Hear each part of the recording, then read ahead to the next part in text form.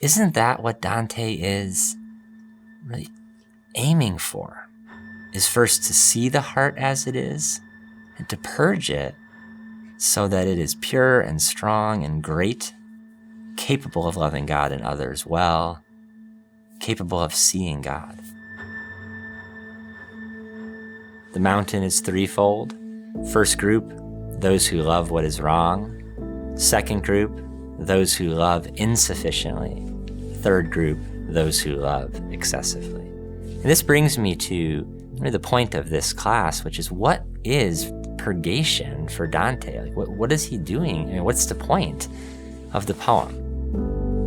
If we don't learn to love well, Dante suggests, in the best order, we will not be able to live well. We will not be able to live greatly.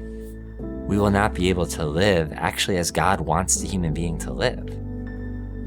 So purgation is meant to be this profound educational and formational experience whereby we learn finally, completely, how to love God, ourselves, others, how to love greatly and well. So why don't souls just go straight to Paradiso? Wouldn't that be a lot more efficient? I mean, why all this circling? Why this need to straighten love out, to purify it, to purge it? Buoncante, surely he'd be better off taking an express train to Paradiso. Manfred, let's get those wounds fixed. But Dante presents it otherwise. He presents this middle kingdom as being a good thing, as being a helpful thing, and being what human beings need if they've died without what? Their loves in this kind of order. So Dante believes in habituation. He believes in character. I didn't mention this line in Inferno, but at one point Virgil says, "Dante, have you forgotten your ethics by Aristotle?" So Dante is Aristotelian in this way. He believes in habit and character. Now he also believes in repentance, as we can see from the Buoncante story, or from the Manfred story, or from so many others in Purgatorio. So what happens after we repent of sin or of evil? What kind of life follows that? So for Dante, what follows is the need to live in a new way, the need for new habits.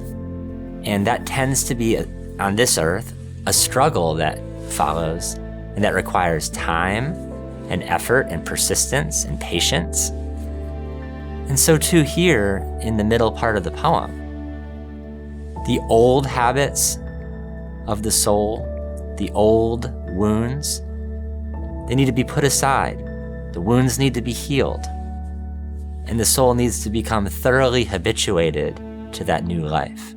So thoroughly habituated not to pride, not to envy, not to wrath, not to sloth, not to avarice, not to gluttony, not to lust.